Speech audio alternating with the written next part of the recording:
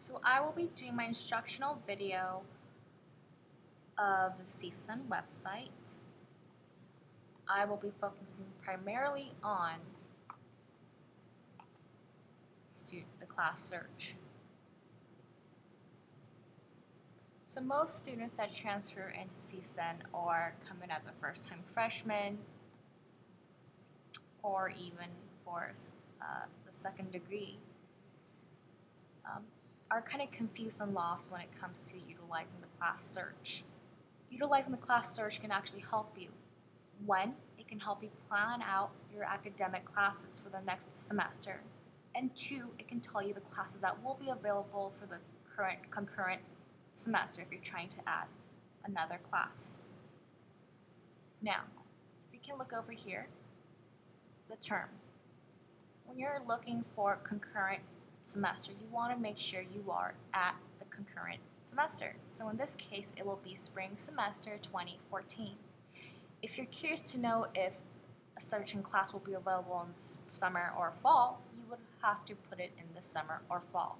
Just note that when you put it ahead of the registration period, that will be a tentative schedule, meaning classes can change, the building can change, classes can be closed, instructors can change. For this tutorial's sake, I'm just going to keep it on the concurrent semester. Session. You want to make sure you're at the regular session if you are enrolled into a certain program at csun, meaning you're an undergraduate student, you're in the credential program, or you're in a grad program or a PhD program. If you are looking at the bottom two, these two are for students that is in the Open University. Open University are for students that are not enrolled in any program at csun.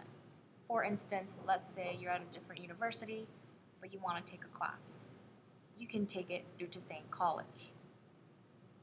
Or let's say you're trying to apply for the credential program at csun to become a teacher, your intent to apply, then you can still enroll into the class through to same college, credit or non-credit. It's best to take it as credit because you can get graded for it. Non-credit means you're not going to get graded. Department. You want to utilize this because that's the department that you're going to look at for the classes that will be available. Let's see. For this sake, I'm just going to use the math department because that's one of the biggest departments on campus. You can leave additional category blank. I mean, yes, you can use it, but it's best to leave it blank because it gives you, when you're searching for classes, you can hit a variety more of it when you leave that blank. Show open classes only.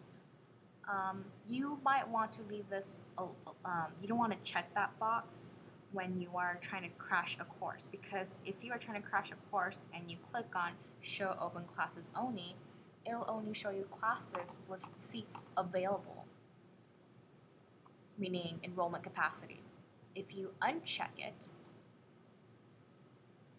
it will give you a lot more classes that are available, that has been created by this department, and basically professors can enroll up to room capacity if they want, and you can still crash, beg, whatsoever you want to do.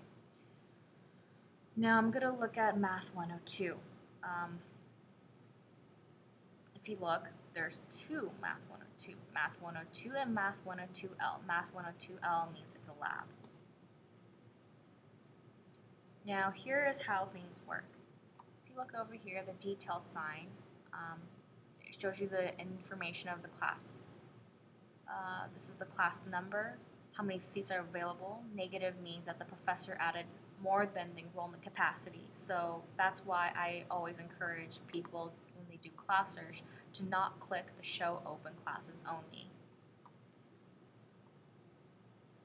Here are the locations of the classroom, the days that they meet, the time they meet, and the list of instructors. Now we're going to pick on the first one here, the detail sign. When you try to add a course, you should always click on the detail sign. This is because it gives you in-depth information of the class. Let's say you want to know more about the class number, if it's active or closed. What's great about clicking the details sign is that not only does it give you the information as it did on the other listing, but it also gives you the listing for the final exam. Do you have a final exam? Yes. What date and what time? Normally your final is held in the classroom that you have your lecture in, unless it is unless a department changes a rule for certain classes. Another thing that's great about this detail page is that you can always look at the notes section and the course information. The course information is a course description. If you are trying to transfer a credit at csun, utilizing this will help you because your advisor at your school or another institution can look at this and see if the course is equivalent or not. Now for students that want to see more information about the class, they should look at the class notes.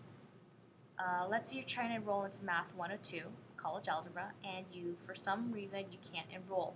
You're kind of curious why you can't. The first thing you should do is look at the class notes. The first thing that it mentions is passing score on the ELM test is required. The ELM test is the entry-level math test. The entry-level math test is required for all incoming freshmen. If you're a transfer student, you're exempt from it because you already took it at your community college. If you have taken an AP test in high school, you're exempt from it because you already have college credit. If you have high SAT scores, I believe, you are exempt from it. All sections of this course have a common final exam, meaning all the sections will have an exam on one date. In this case, it will be May 10th. Waitlist is not available for lecture and lab combination courses. Now, if you're trying to waitlist in certain classes, read this. It'll tell you that it's not available for lecture and lab combination courses. Must enroll in Math 102L, class number 16215, section 2, that meets on Friday from 11 to 11:50. If student is only conditionally prepared for Math 102. So that means to enroll into Math 102, you must enroll into Math 102L, class number 16215. It can't be just any 102 lab. It has to be this certain lab that is mentioned in the class notes. Meaning that if you're going to add it to your cart, you have to add both this class number of Math 102, section 2, and this lab of 102, class number 16215, section 2, together, and check it out together in your cart to enroll successfully into Math 102 and 102L. Now, if you're not conditionally prepared, you don't have to take lab, meaning you have to have taken the lab previously before, or you are exempt from it through other means.